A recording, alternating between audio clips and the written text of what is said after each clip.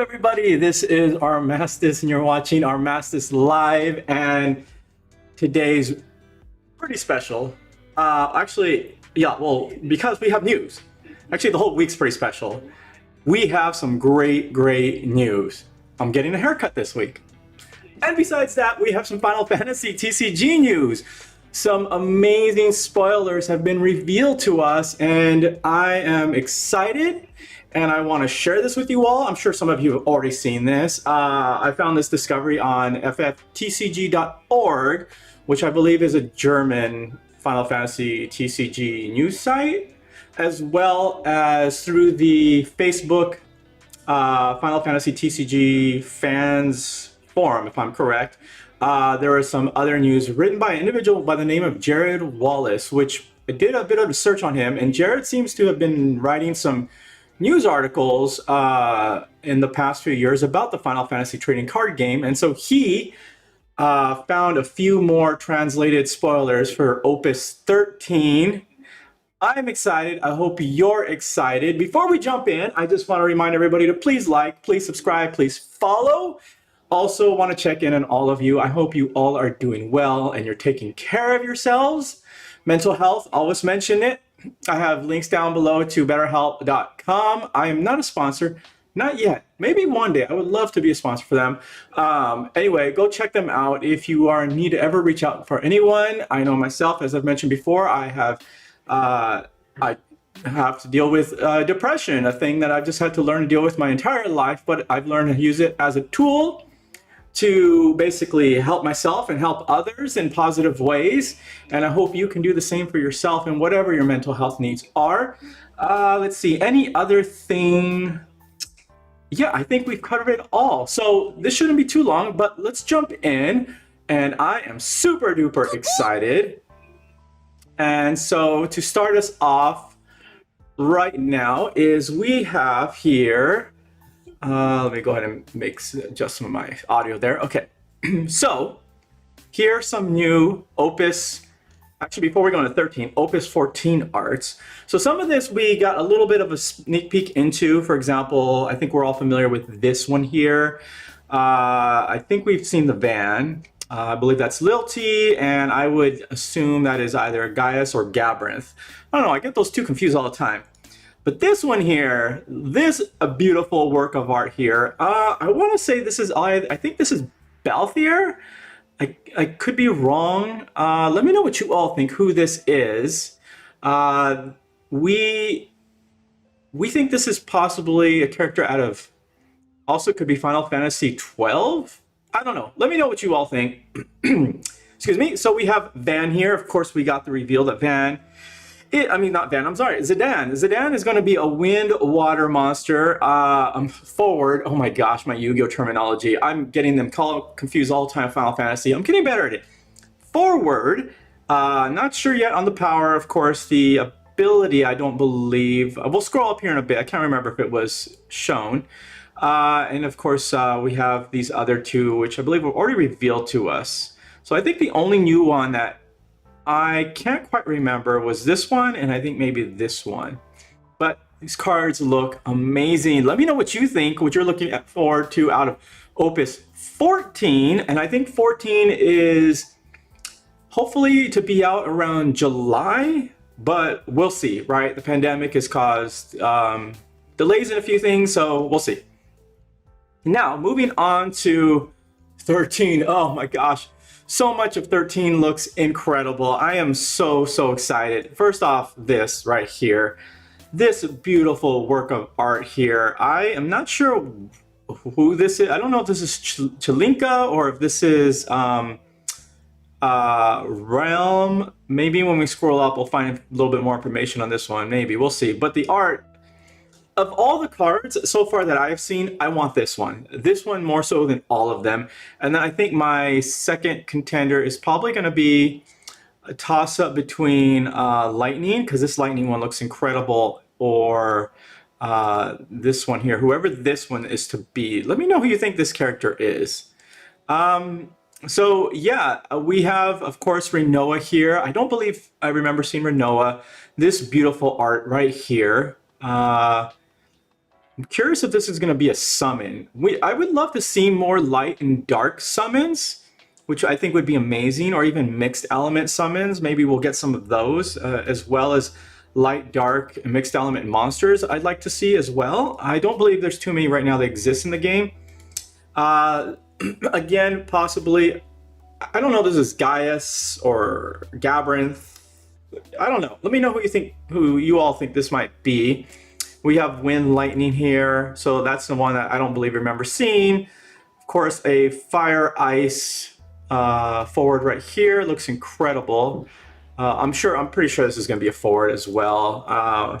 Another light, I'm sure, forward. Looks incredible. I believe this is Dogga, I think. And I think this is what's the name of that forward? Rubicat, something. Yeah. And yeah, so just some more beautiful looking art we are going to be seeing here out of Opus 13. I am super excited. I can't wait. Hoping to still get a case, and I think a case is 6 boxes, so we're hoping to get a case of that, and then having and opening that case up here on this channel. Maybe not all at once, because opening a case can be very tiresome and take a long time. Let me know what you all think. Should I open the full case, or I think maybe just a few boxes? At the very least, at least 3 boxes. I would love to do that here. Now we got, excuse me, some full art spoilers, and this is exciting here. So as we can see, we see this one, but we got another one here. This one looks to be like the Queen of Diamonds, and of course we have a King of Hearts. But let's look first at our next Sid card. So this is Sid Randall. I hope you all can see that. I know it's a little blurry. Oh, excuse me. I just ate. You know, when you just eat, you get a little in your throat. Anyway, so here we have Sid Randall. Looks like it's going to be a Judge Master. Interesting. Another FFTA category forward. So that'll be good. There's already lots of support for that. So maybe we'll see another rise in the FFTA. So we got here, if you control a card named Remedy, Sid Randall gains plus 2,000 power. Okay, so we'll work with Remedy. Opposing forwards entering the field will not trigger any auto abilities. That's incredible. This applies to their own abilities and abilities triggered by our opponent's forward entering their field. Wow. So this is awesome. We're starting to see more and more just negating type of forwards on the in the Final Fantasy TCG, and I welcome this. I really like this because I think this does provide a bit of balance, and it does create a little bit more of a control environment, which I am all about. I love it. So I think here Judge Master is probably going to be one of those cards that people are going to be chasing after. The full art looks amazing. Art here looks to be by Hideo Minaba, if I'm correct. I hope I pronounced that correctly. So power 6,000, cost 4. I mean, this ability is just incredible. FFTA, we know that is easily searchable. Can go well with, I think, the Ritz and yeah, the Ritz Mark type of decks out there. I'm gonna save this King of Hearts for last because that one just looks so amazing to me. Now, Onion Knight here looks incredible, and this looks like it's going to be a fire wind type. That's just awesome. So we see here it says when Onion Knight is put from the field into the break zone, okay, from field to the break zone, you may play 1 card Onion Knight from your hand onto the field.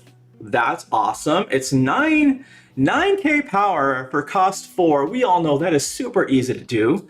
Remove 3 card name Onion Knight in the break zone. When you break zone from the game, choose up to 3 forwards.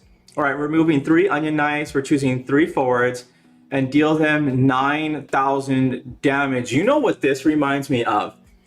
For those of you that are familiar with the Yu-Gi-Oh card game, because it's the game I was mostly familiar with in the past. Reminds me a little bit of a card called Dark Arm Dragon, which is you basically remove 3 dark type monsters from your graveyard. It's not a break zone, but a graveyard. And oh no, you have to have 3 in the breaks in your graveyard. You can bring out Dark Arm Dragon, and for each one you remove, you get to destroy a card. So this is kind of the same thing when you think about it. You're removing 3 Onion Knight in the break zone from the game. You're choosing up to 3 forwards and dealing them 9,000 damage. Oh my gosh. How is this? I see right here, this says hero. How is this not a legend? How is the Sid Randall and this one not a legend? I think these are gonna be chase cards. I'm gonna have, oh my gosh, I want this. I want this. I'm hoping that we get 3 full arts of this one. That's super exciting. Okay, now this beautiful card, I honestly don't care if this card is awful, just by the sheer fact that the King of Hearts and the Queen of Diamond look amazing. So it's Earth, cost 1, okay, 3k power, cool. It is a legend. Let's see here, it's gonna be FFCC category. Okay, King for job, makes sense.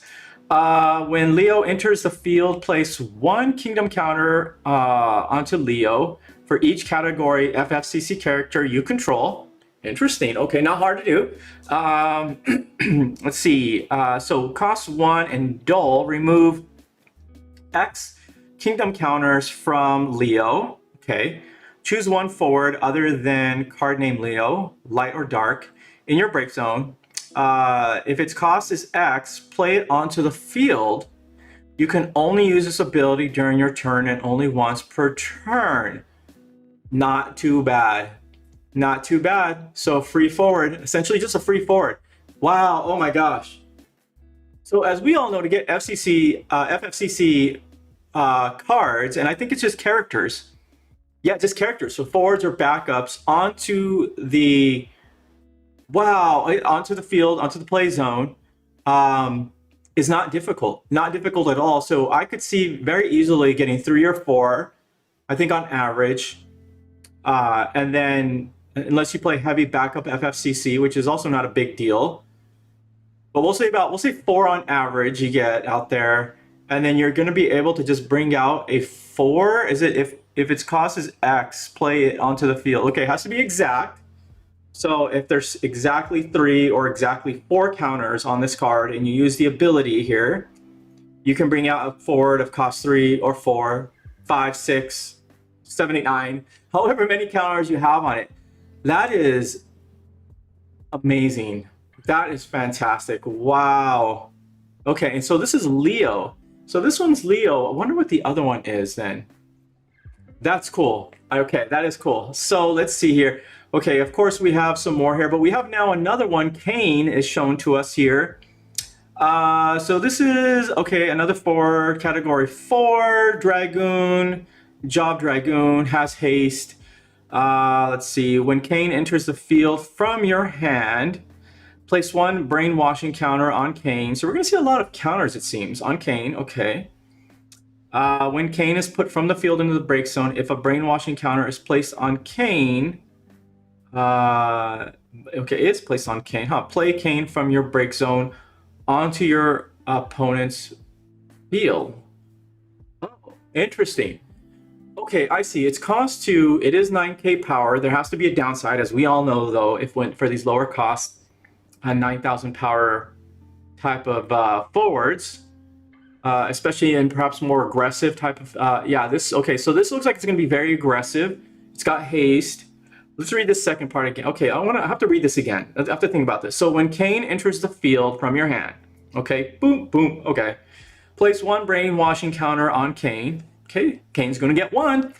And then we see when Cain is put from the field into the break zone, if a brainwashing counter is placed on Cain, okay, play Cain from your break zone onto your opponent's field. So it seems like if you're going to play Cain, and if Cain goes to the break zone, your opponent's just going to get a free 9k haste forward. Okay, so this may sound bad, but here's the thing, right? With an aggressive, as we all know, when it comes to these aggressive type of builds, these kind of down effect, like these negative effects aren't so concerning to your to the person that is playing a aggressive type of deck. So you're going to want to bring this out ASAP. You're going to want to start smacking your opponent quickly. Okay. Thankfully, it does not have a multiplier. Oh my gosh, that would be insane. Okay, that's interesting. I think this has some amazing potential. I wonder if we could see maybe like a chocobo slash lightning, so like wind lightning type of wow, type of builds. That's fascinating. That's very cool. Okay. Now, as you all know, I'm not a big fan of aggressive builds. Some of them are cool. I guess it just depends. I've had nightmares. I have to deal with nightmares when it comes to aggressive builds. But I have seen so far, especially over the weekend when I play over with my friend, she likes to play some aggressive stuff, and it does require a lot more thought and strategery over like an aggressive build like what you see out of Yu-Gi-Oh. Those ones are just, I feel, just completely reckless. So, okay. Okay, I guess we'll see. The art's beautiful. Again, we have that amazing art, which I believe, yeah, okay, so by Yoshitaka, I believe that is Amano. So, yeah, we have seen other artwork by this individual. If I'm correct, it is a hero. Okay, so not too bad. So hero, we got a legend here. What was it? Did we get a reveal on this is legend or hero? Oh, we did not. Let's do a quick check here, though. No, that one's not telling us anything. Okay, so we're not getting much else on any of these here. All right, so we're not done yet. We're not done yet. So as I'd mentioned, Jared Wallace here has a few more spoilers for us. So it looks like he's got some spoilers on the Legend Celestia. 4 CP, Water Ice. That's very cool. I think this will be the first Water Ice mix forward that we've gotten, or mixed character that we've gotten. 9,000. Okay, that seemed to become more and more common. Okay, Type O, which is amazing. I'd love to see some more of that Type O support, definitely. So water characters you control cannot be broken by your opponent's summons or abilities. Again, that protective, I love that protective continuous effects abilities that these forwards have. Can still be broken by damage. Okay, so can take damage. Keep that in mind. Let's see. When an ice character you control is chosen by your opponent's summon or ability, you may choose up to one character, dull, and freeze it. Okay, so not too bad. That's pretty fantastic. So as we all know, when it comes to ice, specifically ice, there's a lot of the dull and a lot of the freezing, a lot of the stalling. You can do a lot of combos. I think when you get was it Mia out there? The Mobius Mia, I believe it is. I don't know if they're all Mobius, but that one is basically at the beginning of your attack phase. You can choose like one of the abilities. One of them is like dull a character. There's a snow backup that when you have a forward, basically declare an attack, you can dull a forward. There's other stuff, right? What is it? Cloud of Darkness, I think when it hits the field, you can freeze. Oh no, I think it's at the beginning or when it declares attack, you can freeze 2 characters, right? So a lot of the stalling stuff, which is actually really good. It's not, I kind of always would put it off to the side thinking like, well, that's not good. I mean, I want to get rid of the characters, but really, why do you need to? If you can just stall your way to a win, it's just as good. I think it's great. So, okay, I think some good potential here. Now, it is a Celestia. Let's see, can we compare it? It is Celestia and it is Water Ice. Let's see here. Okay, I'm not seeing anything here. Nope, okay. Now, Dogga, Earth, Water. And I think, no, excuse me. I think this will be Dogga, and I think this will be the Earth Water. I could be wrong, but I think so. And let's see here. So 6 CP, okay. Earth Water forward, 7k power. What is this 3 here? That's interesting. Magus, okay. Oh, okay, that's the, got it, that's the category. That's the job, Magus. Let's see. Dogga gains plus 1,000 power for every 3 summons in your break zone. Not too bad. Okay. That's fascinating. I like that. When Dogga enters the field, for every summon you discarded from your hand when paying the cost for Dogga, draw 1 card. Interesting. So if you discard 3 summons, 2, 4, 6 to bring out Dogga, you're going to draw 3. So wow, this is essentially a, oh my gosh, it's all coming together. Okay, so, okay, get this. Discard 3 to pay for Dogga, right? That's your 6 CP, bring out Dogga. Now you have the 3 summons in your break zone. So Dogga is actually now a 10k 6 cost forward. All right, when Dogga attacks, if you have 9 or more summons in your break zone, you may cast 1 summon from your hand without paying the cost. Whoa! So the last deck profile that we did was a summon focus type of deck. Go check that out. Links to that are still in the video description. I'm still waiting for feedback from you all. Let me know what you think of it. It still uses Yuna. I know, I'm sorry. The next deck profile, we won't even mention Yuna. At least we'll try not to. But this I could see really bringing in into the game more summon heavy type of decks. I would really like to see that, honestly, a lot. As we know, summons act as like kind of like our spells and traps in a sense, if you're comparing it to like other TCGs. So yeah, I like this. I really like that card. Okay. And it is a hero. Okay, Celestio's Legend, Doggo's Hero. Let's see, Ramza is going to be a rare. And it is, what was that? I didn't catch that. Ramza will be Lightning Water. Do we see Lightning Water anywhere here? We do not. Okay, that's okay. So, Lightning Water, it looks like 9,000. That's okay. It's cost 7 CP, 9,000. Category DFFF FFT. Oh my gosh, that was hard to say. Night Job. If you control 5 or more category FFT characters, the cost required to cast Ramza is reduced by 3. Not a hard thing to do, I think. I don't think this is really difficult to do. Okay. It's reduced by 3, so it can be 4. When Ramza enters the field, choose up to 2 forwards the opponent controls. Your opponent puts one in the break zone and returns the other to their hand, and they get to choose. Okay, so your opponent chooses when you read that carefully. Not bad. Okay, I could see some potential with that card. It's a rare, so this should be a pretty easy one to get here. Okay. Now, Rubicat, 2 CP fire, and I think, if I am correct, I believe it will be this card. That's the one I was thinking about, Rubicat here. And yeah, okay, so I believe it'll be this one here. And that one was our Dogga. Okay, so that'll be Rubicat. 2 CP forward, 5,000, category 4, Arcfiend job. When Rubicat is placed from the field into the break zone, choose 1 forward the opponent controls. Okay, field broke zone, choose 1 forward. Deal it damage equal to Rubicat's power, so it's going to be at 5 at base.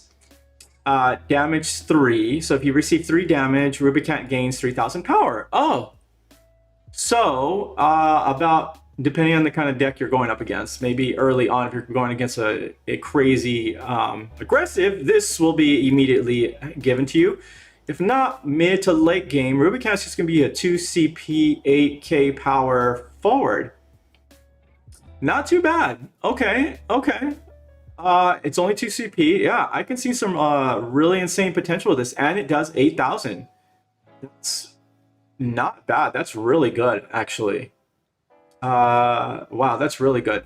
My question is, some of these things that seem that these abilities kick off in the break zone. So, that being the case, if this was Amaterasu, right, which basically negates a forward and deals at 8,000, in this case, Rubicat would be into the break zone. Does it? I think, if I'm correct, I think then the ability actually happens in the break zone, right? Not on the field. So it's not really negated at all. But let me know what you all think. I could be wrong about that. I need to ask. I think I'll hit up the the Final Fantasy TCG Reddit and post my question there, or the Facebook community as well. So we got here also, what do you have here? Okay, so we got, okay, common Delita, 2CP, Ice, Earth. Let's see if we got, no, I don't see it here. Okay, so it's a common, Ice, Earth, forward, 5,000 power, Pictologia, FFT, for category, interesting. Knight, job, what is this? I need to look that up. Okay, when Delita enters the field, choose one of the following. Select one character you control, break it, okay? Choose one character of cost 2 or less in your break zone, add it to your hand. Both can be very beneficial. That's gonna bring, I think that's gonna open up some very interesting combo type of play. Especially at times there are characters you do wanna break because when they're broken, especially when you think about backups are hard to break. They're not as simple and easy. They don't get broken often. But if you could control that and utilize some of the abilities of your backups, this has a lot of good combo potential here. I like this. Okay. Choose one character of cost 2 or less in your break zone, add it to your hand. Not bad too. I really do like that. Huh. Okay. Not bad. And then we've got our last one here, another common, Stiltskin, 3CP, Wind, backup, okay, backup finally, FFCC, there we go, Moogle, okay, it's gonna be a Moogle, okay, or a Moogle job anyway. So when Stiltskin enters the field, which means this card will probably be adorable, I hope so. When Stiltskin enters the field, search for forward or monster of cost 1, and add it to your hand. Oh, interesting. I wonder if this would play well. It is Wind. Oh my gosh. I wonder if this could play very well with the that very aggressive Chocobo deck, which is so adorable that it doesn't even bother me that it's aggressive because it's just so cute. Yeah, okay. Let me know what your thoughts are on this card. I think there's some potential here. And it is FFCC. It does cost 3, which is possibly a little bit high. And you are going to be getting a card. So it's actually not costing you anything if you already have one. You're dueling one, discarding one, bring it out, bringing one back to your hand. So you're not losing anything. Okay, not bad. Not too bad.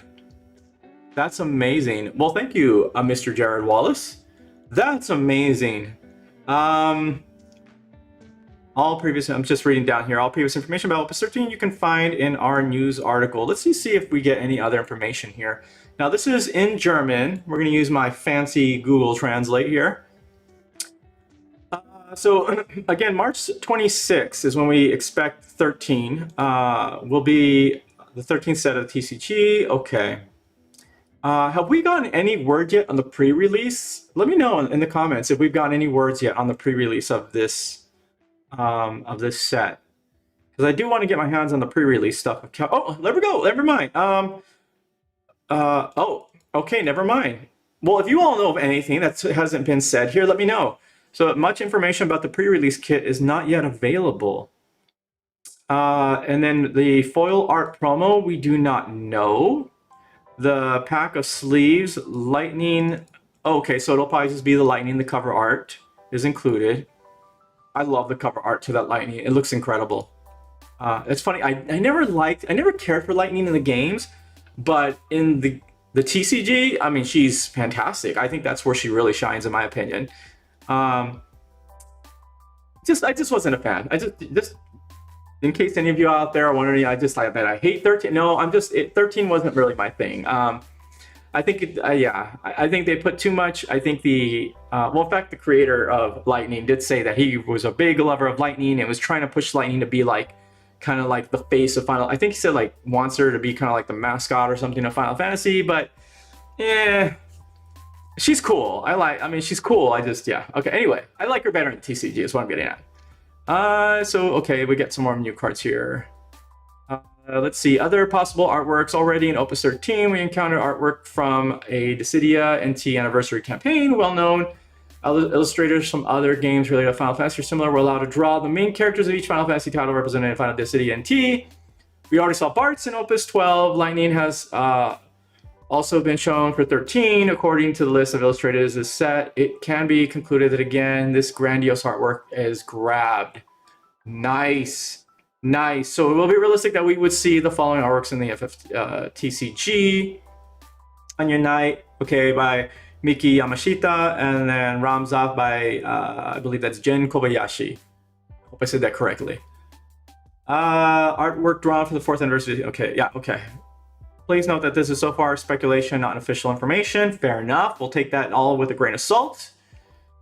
Should Square Enix confirm the artwork, we would put it under the previously known artwork on our spoiler page ad, which is what we just saw here. Okay, very cool. So that was amazing. Let me know what you all think in the comments. Are you excited? Are you looking forward to it? I know I am. With every spoiler, I'm getting more and more excited. As more information comes out, we'll do more of these. If there's anything to report on, yeah. So let me know your thoughts in the comments down below. Of course, I have my email included. If you just want to say hello or you have any questions about the Final Fantasy trading card game, want to put it out there. I am growing my knowledge, right? I've only been in the game since, I think it's been October. So there are much more veteran FFTCG players out there, but I'm growing and I'm learning. I love the game. I hope to continue in it. And as I grow, I hope to share that knowledge with you all as well in the game. Of course, this is also a safe place. You will always receive words of encouragement and love and kindness from me. If I ever correct anybody, it will be, I hope, for the benefit of everyone. Feel free to shoot me an email about anything, seriously anything. I will still sleep like a baby no matter what you send me. Even just a quick hello if you just want to share anything. I will always keep things confidential unless you give me permission to share it on the channel, of course. And I think that is it. With all of that said, remember, you are all wonderful. You are all truly beautiful, and you are all loved. Until next time, bye-bye.